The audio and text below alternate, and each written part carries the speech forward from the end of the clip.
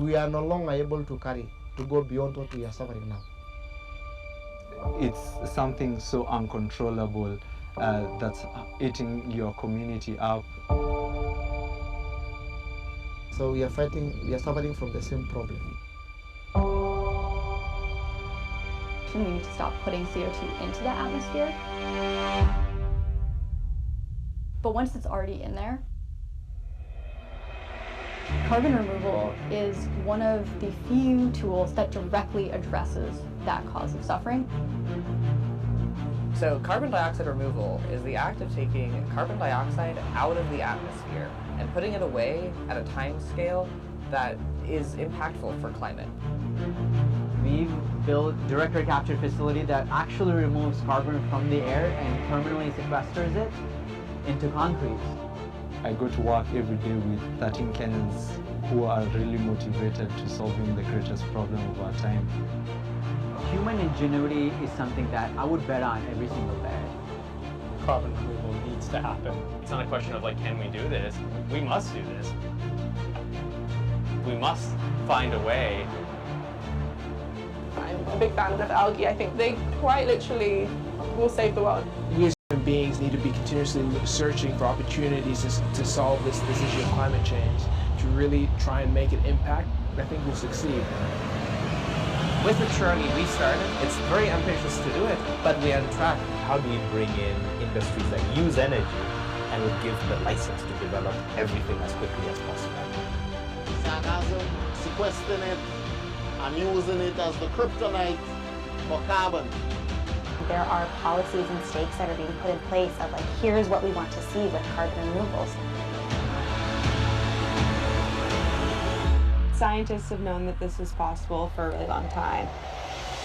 One of the ways to pull CO2 out of the atmosphere, which is the weathering of rocks. So it's a win-win situation for growers. Biochar had so many different applications. One big bag, 1.5 tons of CO2. A nature-based solution to grow microalgae for the purpose of carbon sequestration. We need to stop just talking about it. We need to take a real action. If you want to go really fast, you want to go together. We better get it right in the first place because we really don't have a second shot here. All hands on deck.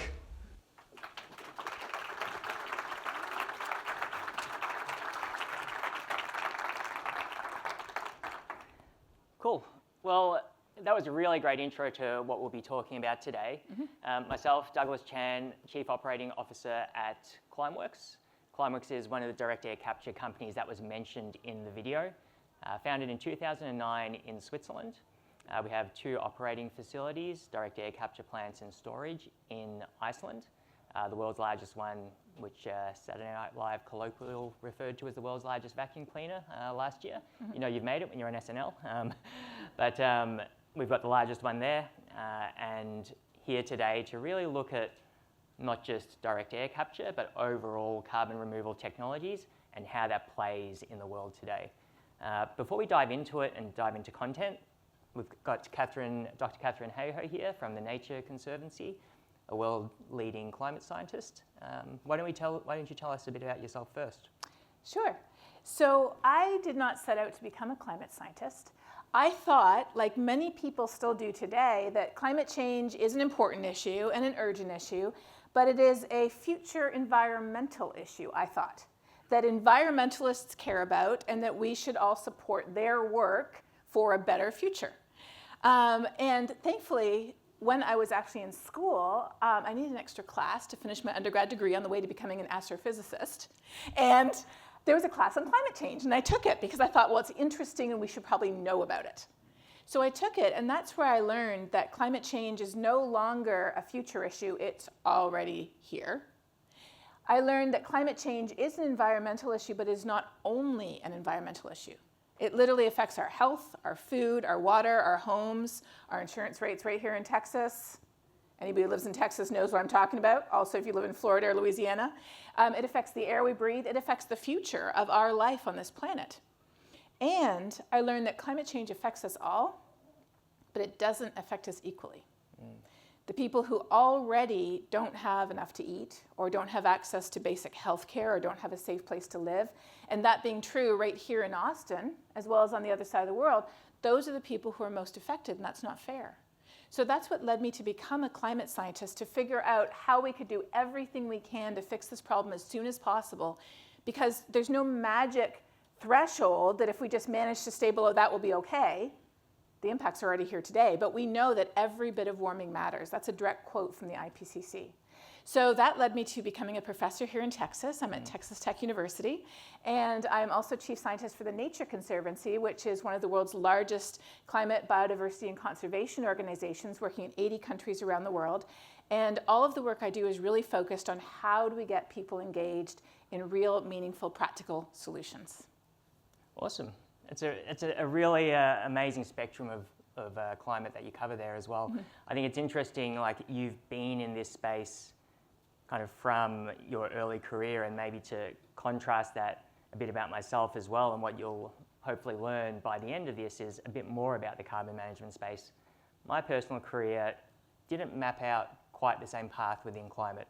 I actually inadvertently though have spent all of my jobs in carbon management, starting actually at a super major at Exxon doing emissions, which is part of the problem. Then I went across to electrification at Tesla, where I did reductions. And then now I'm at Climeworks doing removals. And what I'd love to hear from you... So you've covered the entire spectrum then. Yeah. So yeah, it's inadvertent though. I just really like solving challenging problems that the world has. And I'd love that by the end of this, you could demystify emissions, reductions, and removals, and how we play in that overall ecosystem. So how would you best explain to the audience what this equation looks like for emissions, reductions, and removals? The way I think about it is by picturing a swimming pool. I grew up with an above-ground swimming pool in my backyard in Toronto, and it was just there was just enough water in the pool that my toes could just touch the ground. So if you picture the pool as our atmosphere has just the right amount of heat-trapping gases in it to keep us at the perfect temperature for life. But a few hundred years ago, we stuck a hose in the swimming pool, and we have been turning the hose up every year. That hose is all of our emissions of heat-trapping gases, about 75% of which come from the fossil fuel industry, and about 25% of which come from deforestation, land use change, and agriculture. So what's happening is the level of water in the pool is rising, but it's not only rising, it's rising faster and faster. Because if there's more water coming out the hose every year, it's going up faster. So what's the first thing we have to do to solve this challenge? The first thing we have to do is we have to turn off the hose. If we don't turn off the hose, we're never going to fix this problem. But the level of water in the pool is already so high that for many people, their toes don't touch the ground. We also have to adapt. We have to adapt to a very different planet we live on today than the one that most of our buildings and infrastructure and water systems were designed for 50 or 100 years ago. And then, thank goodness, our pool also has a drain. And if we invest in making that drain as big as possible, it can help let that water level off faster. When the water stops increasing, that's when we've reached net zero. That means that what's coming out of the hose equals what's going down the drain. And then we can actually start thinking about stabilizing, because as we humans, we don't want it too cold, we don't want it too hot, we want it just right. And today we know climate is changing faster than any time in human history, and that's why this matters. It's because it puts us all at risk. Interesting. And how do we now relate that, so the hose back to emissions, the pool is the CO2 in the atmosphere, and the drain is removals? Yes. Ways to take it out. So I work a lot in removals, and you do too, at very different ends of the spectrum. What are some ways to actually take this carbon out of the atmosphere? Well, we know that there's this incredible technology called photosynthesis. It's been around for a long time, and it is designed to take carbon out of the atmosphere. In fact, every year, photosynthesis takes about 100 gigatons of carbon out of the atmosphere and puts it back in the biosphere. You might say, well, if it does that much, why do we have this problem? It's because it also produces it too. So if we can invest in nature to help take more carbon out of the atmosphere where we have too much of it and put it back into soil, trees, plants, growing things where we want it. In fact, carbon in the soil is a tremendous fertilizer. That helps to make the drain bigger. But we know that that's not going to be enough because we live on a finite planet. Even if we deploy all the blue carbon ways, you saw in the video growing seaweed, that's a way to capture, and kelp to capture the carbon. Even if we employ all the blue carbon ways and all the green carbon ways on land, we still have a finite planet. It's still not enough. We have to turn the hose off. And we have to explore new ways to make the drain bigger. And that's where what you do comes in, isn't it? Yeah, exactly. And that's why, in terms of the carbon removal industry, which is why I'm really excited to be having this conversation with you today, that there's a portfolio of solutions that we really need to create and build as an industry, both from the nature-based solutions that you've mentioned, all the way through to the exact other opposite end of the spectrum, which is where Climeworks and engineered solutions come into the picture of technological CDR removal. So CDR being carbon dioxide removal. All of this builds a portfolio that expands that drain as big as humanly possible so that we can start emptying that bucket. And maybe one of the things that I see as key in terms of how this portfolio works together is a lot of the nature-based solutions are immediate and we have that solution today, right?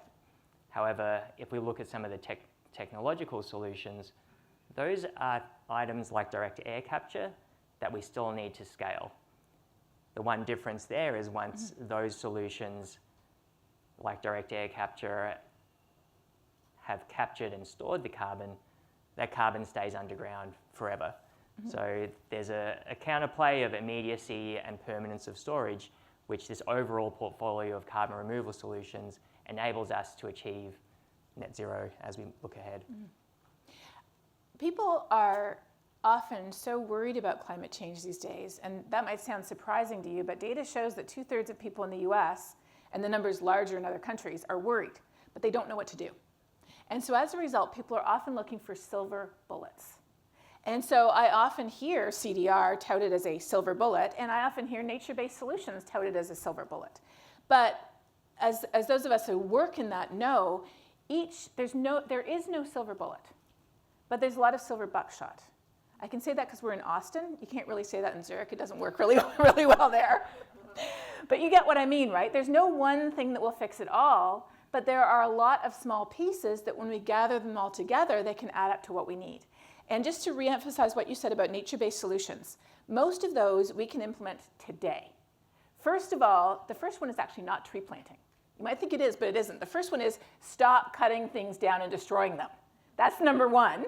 Protecting is number one. Number two is restoring ecosystems that have become degraded and are not able to fulfill their full potential, not just taking carbon up, but also providing protection for habitat, biodiversity, ecosystem services like cleaning up our air and our water and more.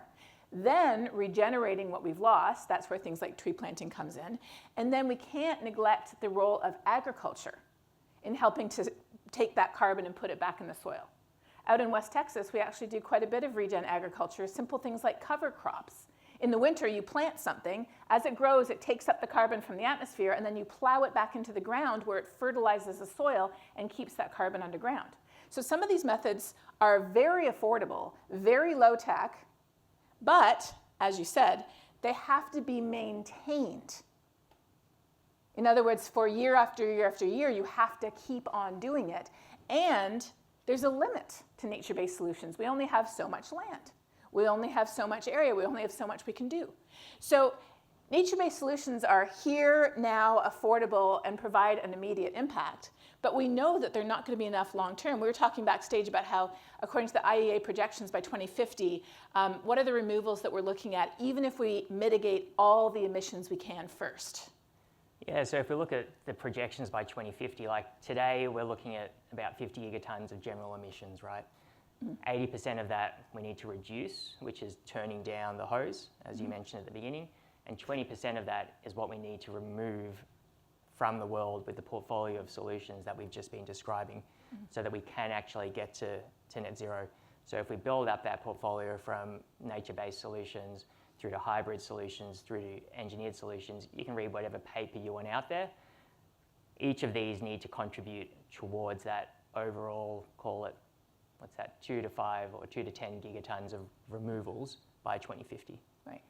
And that's a feasibility issue because there's some very low-hanging fruit. Like here in Texas, the power grid is being decarbonized very quickly. But emissions don't just come from electricity. They come from all different other sectors as well. They come from transportation, as you know. They come from agriculture. They come from land use change. They come from our food systems. So in some of my conversations with people in your industry, in the carbon removal industry, people always talk about how it's not just the technology and the science that needs to be built. And that was, of course, the beginning of Climeworks, was the science of how do you actually suck carbon out of the air and turn it into something. It's not just the technology and science, but also the industry itself. Like, you're trying to do something that we've never done before. What do you say to that? Yeah, for me, that's great fun. Okay, That's good. why I'm working at Climeworks. That's the attitude we need. And I think the interesting thing for me, and what really drew me into be a Climeworks of this industry, generally when people come up with a science or a product or an idea, there's a market for that, right? Mm-hmm. People will be, there's willing consumers who are going to buy it. If I look at carbon removal and direct air capture, it's both an industry where you need to create the supply, which is the technology. So there's a technology challenge, but the demand side has to be built as well. Like it's not like I can go buy, it's not a commodity. I can't just go buy a ton of CDR. Well, I guess you can if you go to our website, but it's a shameless plug. But we have to work to create both market stimulus and demand through policies, which need to be sustaining. Mm-hmm. We have early movers in the voluntary carbon market, corporates who are looking to get their net zero targets by 2030, 2035, 2050.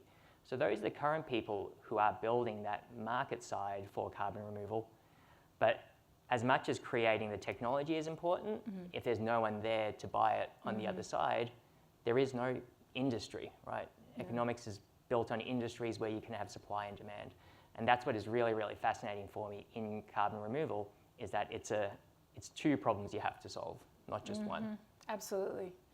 It's interesting because when we start looking at all the challenges that confront us, the climate crisis, the biodiversity crisis, the pollution crisis, nearly 9 million people die every year from breathing in air pollution that's caused by burning fossil fuels. I mean, that's a crisis.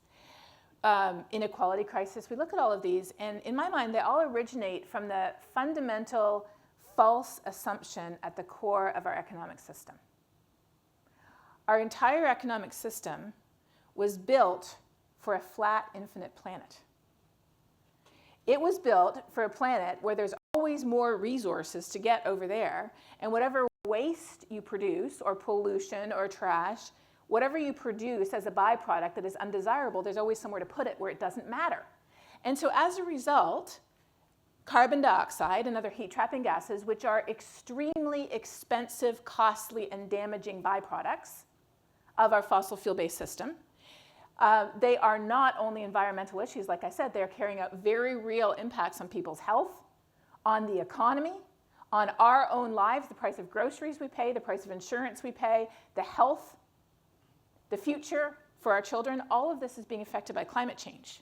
I mean, we're here in Texas, and Texas is the most vulnerable state in the US to billion-dollar weather and climate disasters that are being actively supersized by climate change today.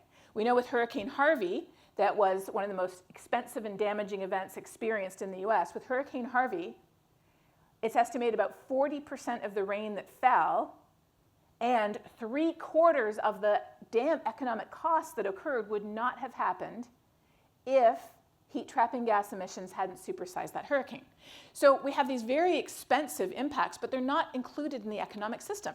And so that was what you're alluding to, right, is that you're producing something that can help with this, yet if we aren't putting a price on the emissions that you're taking out of the atmosphere, you're confronting an economic headwind. Yeah, exactly. And I think there's a few ways of looking at this, because it can be turned into a tailwind as well, as some countries have. But maybe before we dive into that, I really liked how you mentioned, like, it's a waste, right? And it's funny, I was trying to explain to my uncle what I do. I mean, he understood what I did at the beginning of my career, I was producing oil. Then he understood what I was doing in the middle of my career, which is producing cars. And he's like, hey, I've been to the Climeworks website. Like, do you produce rocks? Like, and I'm like, that's so good. No, we don't. We can't sell you a rock. We don't have enough rocks. So the way I had to explain it to him was, it's kind of like trash that you produce at home, right? Mm-hmm. Like, as you're producing waste and trash at home, you throw it in your wheelie bins. Sorry, not wheelie bin. Garbage bins. You take them out, and those bins get fuller and fuller. And if no one does anything about it, it gets dirty, it gets smelly, and you pay somebody to come and take the trash away. Mm-hmm. The CO2 is essentially trash. As we throw CO2 into the atmosphere, the earth gets hotter and hotter. And unless you pay somebody to take that away with removals, you're not going to get that temperature to come back down. So essentially, it's a glorified garbage disposal person, but it's one way of looking at it. Yeah. But to be able to fund the garbage man, we can have tailwinds in economic policies, for example, as you've mentioned in Canada before, that there are certain places where you can address the carbon removal space both kind of with carrots and sticks, right? I think the European governments use a lot of sticks to try and enforce requirements on reporting, whereas if you look at kind of the North American side, there are a lot more kind of carrots to encourage people to either create technology or also subsidize the technology and the carbon removal industry such that there can be some economic value placed on a ton of removal or a ton of emissions. And maybe you could expand on some of those policy changes that you've seen as well. Yes, so for example, in Canada, since 2019, we've had a price on carbon, which basically assigns a value to this waste, which otherwise is valueless and therefore does not incentivize economic reasons to dispose of it. But with the garbage analogy, which I really like, that's a good one. If we don't cut the waste we're producing, there is no way any company will be able to deal with the resulting waste. The mounds of that waste will continue to pile up if we don't massively cut the waste, and then the remaining waste is what we can deal with solutions like technological solutions and nature-based solutions. So it's really important to recognize there's an important hierarchy because, again, people often seize on things as the silver bullet, like, oh, we don't have to change anything, this will just take it away. That isn't the way it works. We have to reduce our emissions. There is no way around that. Some people even say too, oh, well, we'll just learn how to swim. We'll just learn how to adapt. There is no way our entire human society, 8 billion people, is going to adapt to changes faster than we've ever seen. There is no, oh, we can just do this. It is all of the above as much as possible, as soon as possible. And with the Inflation Reduction Act, for example, it offered substantial carrots. It was all about carrots. With the price on carbon, it's carrots and sticks because if you're burning more carbon, you have to pay more for that. But then every person in Canada, not every person, but most middle to low income households will get a rebate. So that was the carrot. With the IRA, there was investments, actually, and some investments were in CDR, is that right? Yeah, exactly, and I think we can all hypothesize about what's going to happen to all the investments in the current state, but that's exactly the policy and the systems that are being created to help stimulate this industry and this economy. So, and it's actually no different to how most of the world has, well, tried to bring new R&D technology to scale. Mm-hmm. There's subsidies that help fund the capital expenditure needed to deploy this. Then there's also subsidies on the backside to help fund the price of what it is. Mm-hmm. And this is the same thing that's being followed in solar, in wind, in all of those industries, which we have seen scale. Mm-hmm. And those subsidies slowly came back as the cost of those technologies came down the other side of the cost curve to a point today where, I mean, solar and wind and all forms of renewable energy, which have scaled, are now just synonymous with the energy market today. Yes, and in fact, solar is now the cheapest form of electricity humans have ever known in most countries around the world. Let me just remind you, we are going to have some time for questions, and you can submit your questions using Slido, and I would ask you to please go ahead and upvote questions. I have great faith in the power of an upvoted question. So as we go along, if you have any questions, feel free to put them there. Take a look at the other questions and upvote the ones you want us to get to. So this is a really important topic because often when questions of subsidies come up, people say, oh, well, that's not fair. Why should wind or solar be subsidized? What people don't realize, though, is according to the revolutionary environmental organization known as the IMF, that would be the International Monetary Fund, and that was sarcasm there if you don't know, they estimate that the subsidies to fossil fuels have increased substantially in the last few years. They currently total about the equivalent of almost $1,000 US per person around the world per year. And so there are massive societal and economic inequities in our economic system that are perpetuating our dependence on the very fuels that are actually driving this change. So when you're talking about investment, I think maybe a better analogy is to think about the space race. Well, the space race was a goal for all of humanity, and there was substantial investment in that space race, but we know that that had and still has a lot of halo effects, affecting technology, affecting the economy today. Do you think the same thing is possible with this industry? Yeah, for sure, and maybe to be able to unpack that question a bit more, I'll share a bit more about what some of these solutions being deployed look like. I think people can picture what a nature-based solution looks like. What does planting a tree look like? There are quite a few in the technological CDR removal space or engineered CDR solutions. There's quite a few that people hear of every day. So BECCS, bioenergy and carbon capture. That's taking biomass, trees which have captured CO2 in their life, using that to produce energy, but ensuring that when you burn that biomass, the CO2 that is produced from that biomass is then stored underground forever. So that means when you look at the BECCS process overall, that's net negative. So some of the technology around that is the process plant around what's needed to capture the CO2. The technology that's needed to capture the CO2 off an exhaust gas itself. So that's one method of engineered solutions. Looking at direct air capture and storage, which is what Climeworks and a few other companies in the industry do, we're essentially building these, if you see in the website, like giant vacuum cleaners per se. So if you imagine a collector container, it's got an array of fans, and that's sucking air through a filter media, and this filter media captures the CO2 so that what's on the other side is clean air, and then we concentrate that CO2 and we store it underground. So if we look at the machines or the technology that needs to be built, those supply chains, those manufacturing processes, those techniques to manufacture the machine itself, the filter materials, the chemicals that are used to do the capture, a lot of those things will also have benefits for the economy as we build out the jobs and the plants and the supply chain manufacturing technologies for those.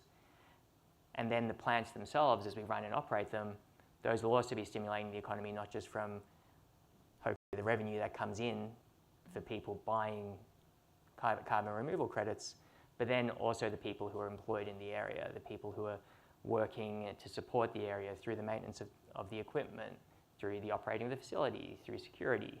Like there's just a lot that can be built around the operations of a plant and a facility.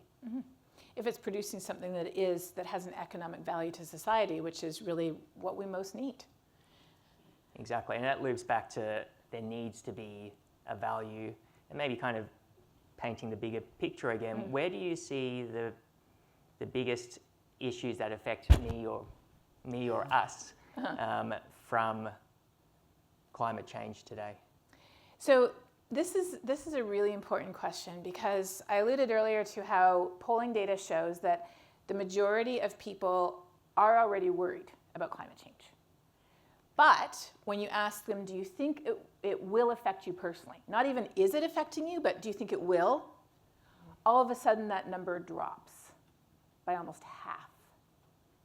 So in the US, we've got about 2/3 of people are worried. And then they say, do you think it will affect you personally? The number drops by half. And then you ask people, do you ever have a conversation about it? And that number is cut again. So there's this thing called psychological distance where we have all the information in our head, but we haven't connected it to our heart. We think it's still about saving the planet, and it isn't. The planet is going to be orbiting the sun long after we're all gone. It is quite literally about saving us and about saving every other living thing on this planet that has never experienced this rapidity of change without also experiencing extinction.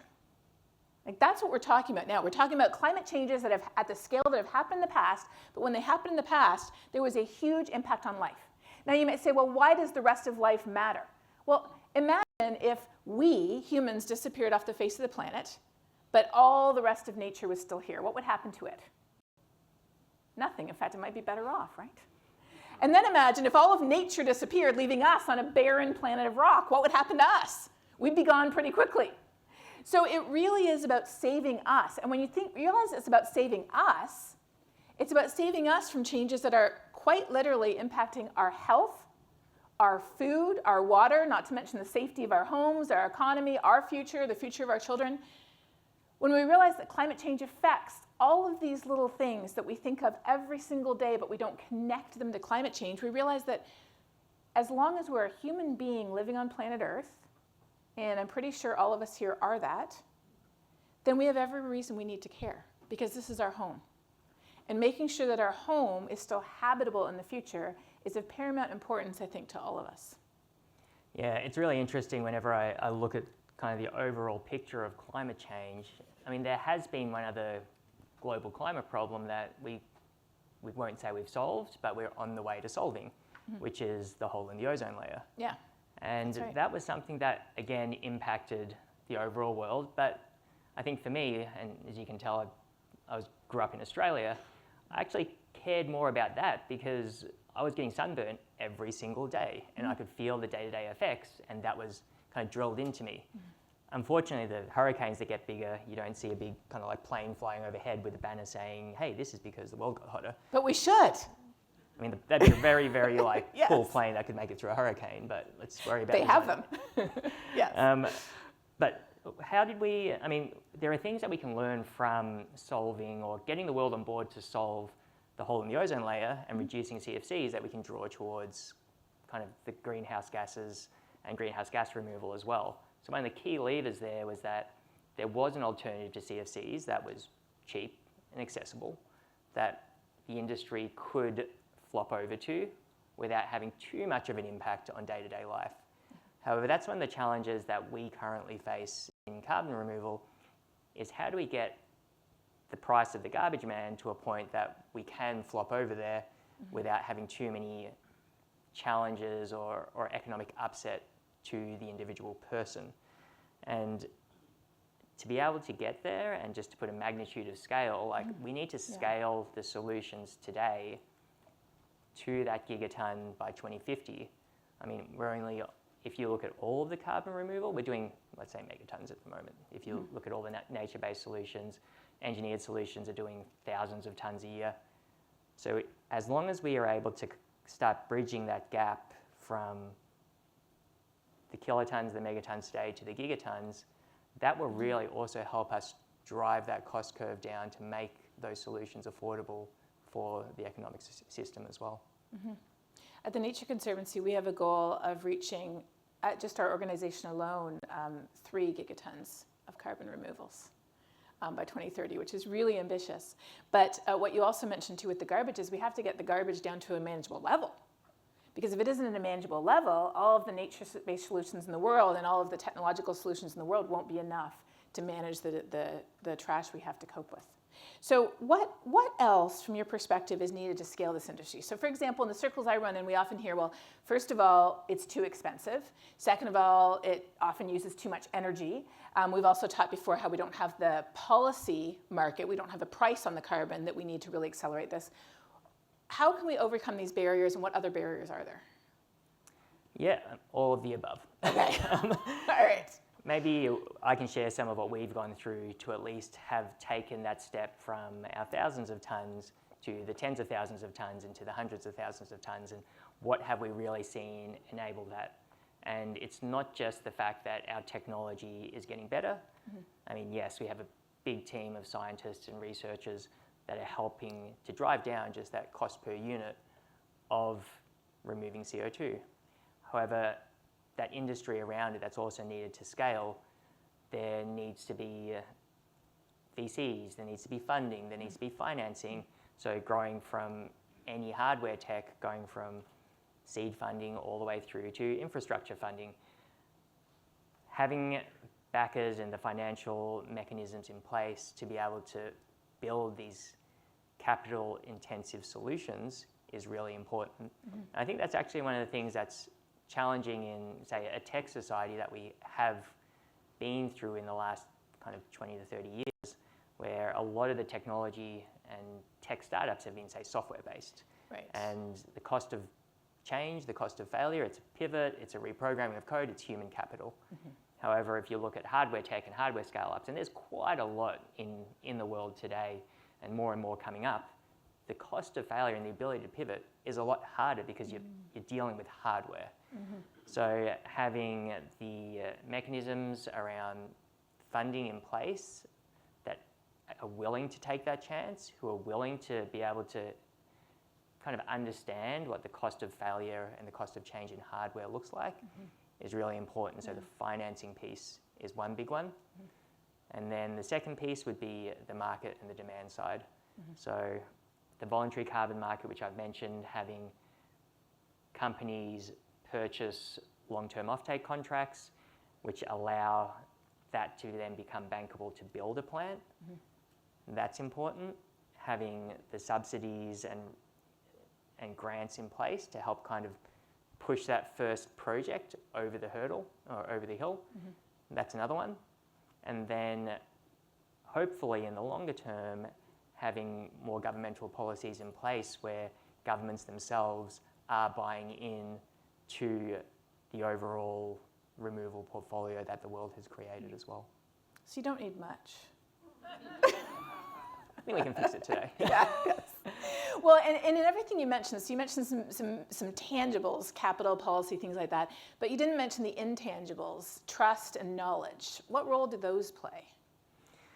Yeah, and I think a lot of what we're doing here today is helping people understand what the problem is. How do you decouple even just what's a reduction, what's a removal? People need to understand and be able to talk about this, like you said, in a day-to-day conversation without it feeling like a difficult topic to overcome.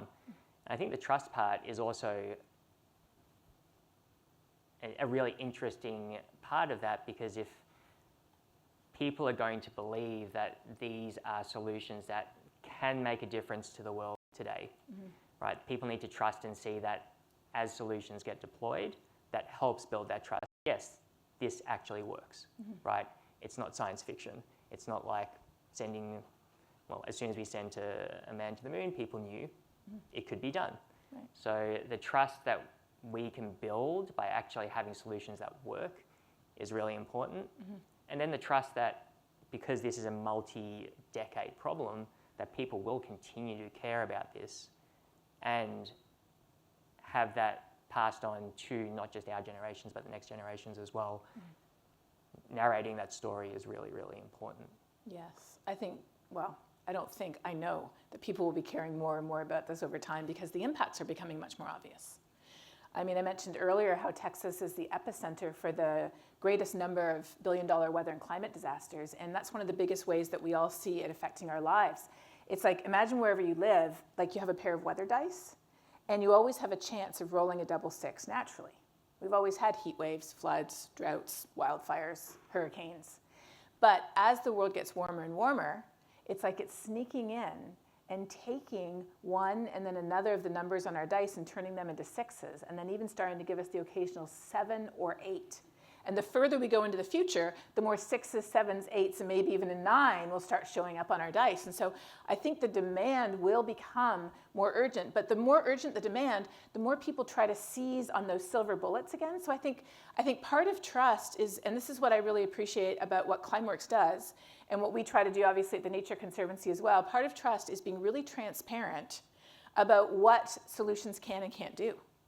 And about the fact that we need to be constantly, especially with nature-based solutions, constantly monitoring evaluating, measuring, adapting for the impacts of a warming world, and being really clear that, again, there is no silver bullet, but there are these pieces of silver buckshot that when we put it all together, they will give us what we need.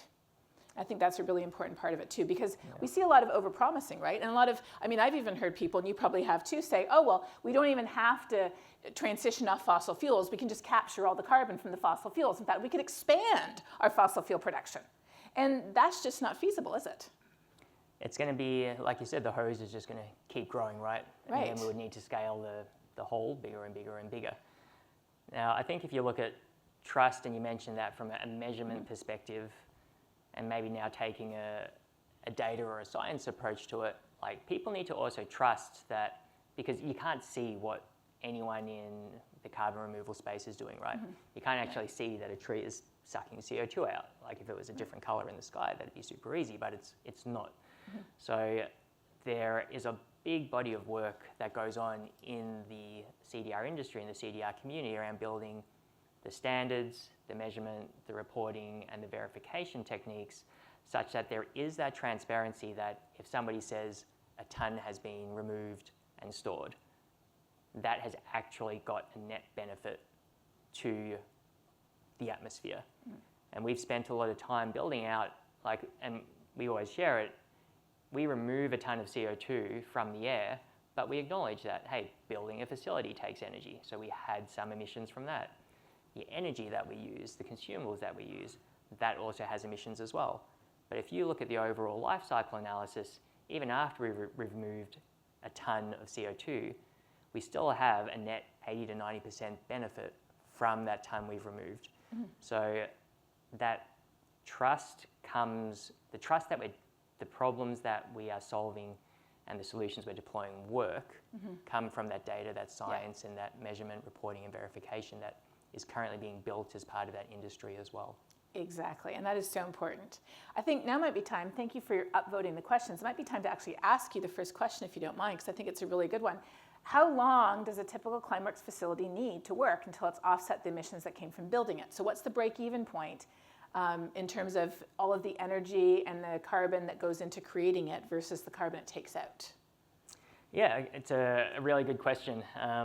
We actually design our facilities, and it's not just us, like any industrial facility will be built for at least and designed for at least 20, 25 years. So that's the duration of the lifespan. Now, if I look at the life cycle of our construction emissions, the biggest ones there, you've got steel, you've got concrete. If I added them all up, there'll be a bunch of numbers, which is irrelevant to everyone. But within that first year, you'd already have paid back all of the emissions. And that's if you're using standard steel and standard concrete, not green steel and green concrete. And that's also part of, and if you look at Hayhoe, that's huge, right? And that's not just benefiting Climeworks or the direct air capture or the CDR industry, that's benefiting anyone, transportation, infrastructure, buildings. Those different methods of raw material production are further driving down the life cycle analysis and the grey emissions from those products as well. Exactly. So providing a market for those types of materials, which are kind of the tough nuts to crack. Cement, concrete, steel, they're really high carbon producing industries, and they're essential building blocks of our society. But there's some really interesting innovations looking at how we could turn them not just from sources into net zero, but even into sinks possibly of carbon. And so by using those types of materials, then you're actually boosting other parts of the economy as well. Yeah, for sure. Yeah. So the next question, how can you ensure that carbon removal solutions are not used, and this is what I was alluding to earlier, by organizations to keep on polluting instead of reducing their emissions? How can you be sure that people aren't saying, oh, well, I'll just keep turning up the hose and I'll just sort of, almost like a medieval indulgence, where it's like I will sin all my life and then I will make a big donation to the church just before I die. How do you prevent yourselves from serving as that donation acceptor? That's a great question. Yeah. As you can see, human nature doesn't change. No. We've been doing this for a long time. There's always a level of skepticism or cynicism around everything. Yeah, I mean, in terms of, we can't let that, maybe answering it in the counter, we can't let that stop us from trying to deploy solutions. If we always assume the negative, that people are going to keep buying this, just so that they can keep doing bad things, that just can't be the way society is going to continue to grow. No. So, and if we look at our customers, the customers that are, and not just our customers, customers in general in the carbon removal space, those are companies and corporations that have pledges for net zero, and they have the reporting in place that shows that they are actually doing that, right? They're doing reductions, they're doing removals, and it's not just an either or. It's an and solution that the transparency these corporations provide show that, hey, it's not just a tick box or a paying for our sins before we die. Right. That's very important. So basically, what is the pathway for a corporation or for an entity that's trying to help reach the net zero target? They need to have a reduction target where they reduce more every year. And then the difference can be made up by making the drain bigger, but the amount that the drain can be made bigger decreases every year. Because the more we invest in it, the less drain there is, especially with nature-based solutions. And so there has to be that progressive plan and that clarity and that transparency and that reporting that they're actually doing what they mean to do. You can't just, buy the indulgences. Yeah, exactly. Yeah. Actually, I think there was one that, maybe dropping down to that third question, I might ask you. Sure. What can we do as individuals to combat climate change, especially when big corporations seem to counteract all our individual efforts? That, to me, is possibly the most important question, because while we need systemic change, a system's made of individuals. How does a system change other than when individuals call for that change? So when I first moved to Texas, quite a while ago, over 15 years ago, I was at that time the only climate scientist within at least a 200-mile radius in West Texas. There was nobody else. And so as the resident polar bear, I started to get invited to speak at women's groups and book clubs and senior citizens' homes and all kinds of different groups. And pretty soon, I was listening very carefully to the questions I got, and so I was answering all the, how do we know climate is changing? How do we know it's real? Why does it matter to Texas questions? And then people would say, well, what am I supposed to do about it? And so then, about 15 years ago, I thought, well, we can obviously reduce our personal carbon footprint. So I stepped on the carbon scales, and I learned, much to my shock, that the biggest part of my personal carbon footprint was not what I drove, what I ate, or what vacations I went on. It was travel to scientific conferences or to talk about climate change. So that was when, back then, long before Zoom. At this time, we only had Skype and a few other things we don't even remember the name of. I decided I was going to transition 80% of the talks I gave to virtual talks. And since then, I've actually moved up to about 90%. And I only travel long distances now. I live in Dallas, so this is not a long distance. But I only travel long distances when I can build a big enough bundle of events to really justify it. And even today, I've got 5 different events in one day. But then the pandemic came. And during the pandemic, I heard about how some airlines were running thousands of empty flights just to keep their gate assignments. And I thought to myself, what am I doing? I am killing myself to bundle events and schedule events and really coordinate to reduce my personal carbon footprint. And they're running empty flights, thousands of them, that completely negate every effort I'm doing. I thought there must be more. So that was what began my dive into behavioral science. The science of how to affect change at scale. Because we know from history that our society has changed at the scale it needs to today. When you think about the abolition of slavery, women getting the vote, the end of apartheid, civil rights being enacted, gay marriage, when you think about all of these major societal shifts, they happened not because abolitionists boycotted sugar and cotton, although they did. They happened because people used their voices to call for change. And so for me, that was a huge breakthrough when I looked at that polling data and I realized most people are worried, but they don't understand why it matters, and nobody's talking about it. So when I got asked to do a TED Talk a number of years ago, I said I'd like to do it on the most important thing people can do about climate change. And they're like, well, we already have one on plant-based diets. And we already have one on electric cars. We already have one on all these personal solutions. I said, no, the one thing we're not doing, that if we don't do, we're never going to fix this, is talk about it. Talk about the heart and the hands, why it matters and what we can do about it. So we're doing this today here. You can do it yourselves. And most of us work somewhere. And if an organization, whether that is a company or a nonprofit or a university or whatever type of organization it is, when that organization decides to take action, most times it is not because the CEO initiated it. It is not because the global board of directors said they needed to do it. Most times it is because someone within the organization said, hey, they're doing it over here, why can't we do it here? Or we're already doing this, but why can't we do more? Organizations begin to change when people call for that change. So that's why I'm convinced the most important thing we can do is to have conversations about why it matters and what we can do to fix it. And to that end, I actually have a newsletter every week. It's my personal practice of hope, but I share it so other people can do it too, where every single week I share good news, not so good news, and something we can do about climate change. It's called Talking Climate. I have it on LinkedIn. I have it on Substack. I have it on Instagram and Threads. I have it everywhere people are, because I'm really convinced that if we were having conversations on a regular basis about why this mattered to us and what solutions look like that we could implement together, whether it's our kids' Girl Scout troop or our neighborhood or the people we walk our dogs with or the people we work with or the people that we share the city with or a state with or a region with, I really think that that is the biggest accelerator, the biggest catalyzer of change that we have not yet tapped. That's really, really good. Thank you. I think that ties into that third question. How do we stay hopeful working in this space? So I don't use Slido, I use Poll Everywhere when I give talks. And over the years, I've built up to about 100 virtual talks a year. It's a pretty crazy number. But I track all the questions I get using Poll Everywhere, and I analyze them. And a few years ago, I realized that the 2 top questions I was getting from any group I was speaking with, they could be botanical artists, they could be healthcare professionals, they could be fellow climate scientists, they could be Catholic nuns. Those are all the types of groups I talk to, and many more besides. The 2 top questions I was getting were, where do you find hope? Or the flip side is, are we screwed? Depending on how people are feeling that day. And then the second one is, how do I have a conversation about this?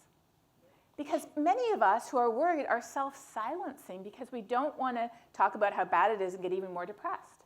So when it comes to hope, hope is not burying our head in the sand. Hope is not assuming, oh, it'll be okay. It's not going to be okay if we don't do something about it. Hope is intimately tied to action.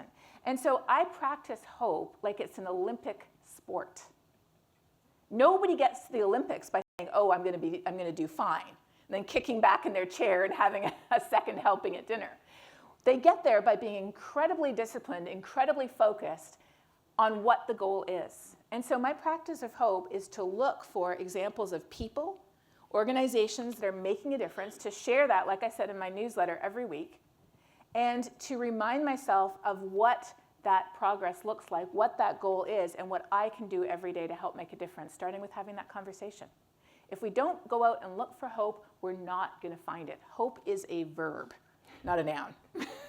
I think in terms of what you were saying about taking action, if I look at answering this question from kind of the other side, like looking behind the solutions that are actually being deployed and the solutions that are in place, yes, it's hard for us to continue to deploy technology. It's hard for us to run facilities.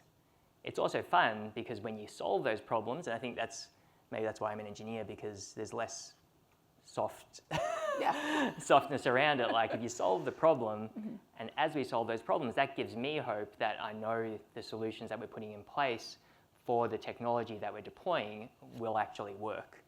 And if I look at not just our own research and development pipeline, if I look at the research and development pipeline of carbon removal solutions just broadly, there are so many universities, startups, scale-ups who are showing really good proof points and data points that this technology can scale and scale to a place that it will make a positive impact on that environment, such that the hope that you have that the solutions that we're trying to build for you, we can prove that to you and fulfill that gap and create that action from a real kind of brick and mortar standpoint as well. What you said reminds me of a quote that Greta Thunberg said a number of years ago. She said, the one thing we need more than hope is action, because once we act, hope is all around us. So there's this intimate connection between hope and action that begins with the simplest thing that we humans can do, which is communicating. So let's do a speed round of the top 2 questions there, and then I have some closing questions for you at the end. Could you briefly explain how does it work with carbon removal from rocks? And that's something that we actually do a lot of in the scientific sphere. You're always hearing new reports on, hey, we found this new rock that's really good at carbon removal. How does that work?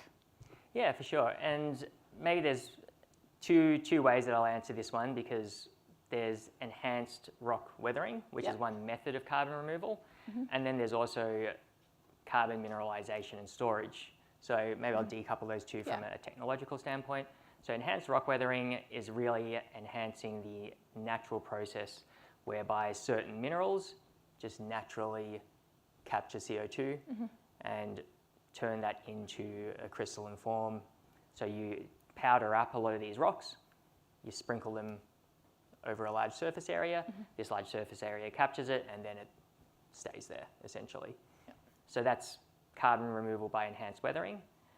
Now, if you look at the other carbon removal with rocks, and it's actually the process that we use in Iceland, after we inject our CO2 underground, that CO2 reacts with the minerals that are in the ground, and normally that happens anyway, so that happens over the order of decades, but with the really cool geology that's up in Iceland, as well as the process that our partners Carbfix there have developed, that turning of CO2 into rock happens on the order of years. So both of those are how rocks tie into carbon removal.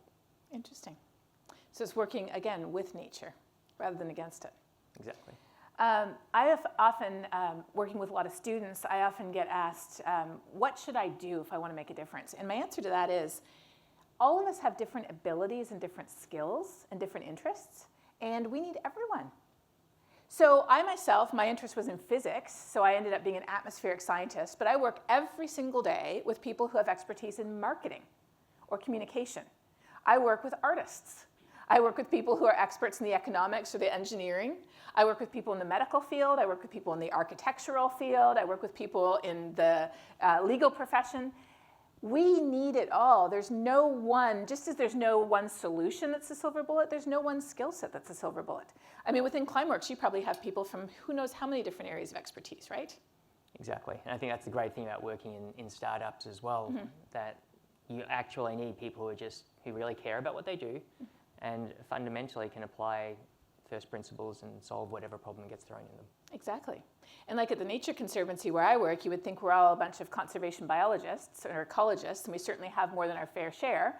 But we also have people who study all different aspects of climate science, social and behavioral sciences, health and how that intersects with nature, climate, and biodiversity. We integrate indigenous science into our work. We try to use the latest technology in terms of machine learning and statistical and data techniques.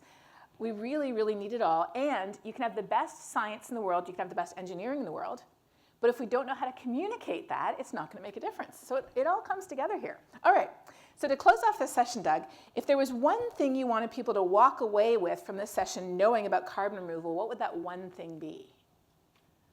That it's possible. Oh. Carbon removal is possible, and it's happening, and it's going to scale.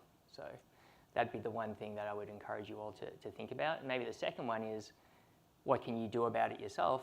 And the two parts of the puzzle. There's reductions and there's removals. And reductions are things like you can make choices in your life today to be able to help reduce your own carbon footprint. At home, at companies, on the removal side, talk about it with people. Understand and help explain, what is this pool? What are reductions? What are removals? Why do we as a society, why do we as a company need to help with this? Yes. And the same question for yourself, what would be the one takeaway you would want the audience to walk away with? We can't fix this alone, but we absolutely can fix it together. So in the spirit of that, let me ask you one more quick question, and I can answer it too. In addition to removing carbon from the atmosphere, what is your favorite climate solution? Because we can't do it alone. I think for me, it's reducing, right? Because those are things that day to day we can do ourselves. Things that you do yourself. Choices that we can make and personally have that commitment, yeah. So for me, often when we think about climate solutions, people jump to solar and wind energy, which we have so much of here in Texas. But I love the fact that one of the most affordable solutions that we can implement at every scale, from a company to an individual's life, is efficiency. We waste so much energy that through efficiency alone, the US could meet half of its carbon goals. And we'd save money too. So being efficient, you know, that whole stitch in time saves 9, or, you know, waste not, want not, what our grandparents or our great-grandparents told us. Efficiency, I feel like, is a win-win-win that most people can get, just about everybody can get on board with. Nobody likes to be wasteful. So there's so many solutions. Each of us has a role to play. And like I said, we can't do this alone, but we really can do this together. So thank you for coming to this. Thank you for listening. And I hope that you will be starting some conversations this week based on what you heard here today. Thank you. Thank you.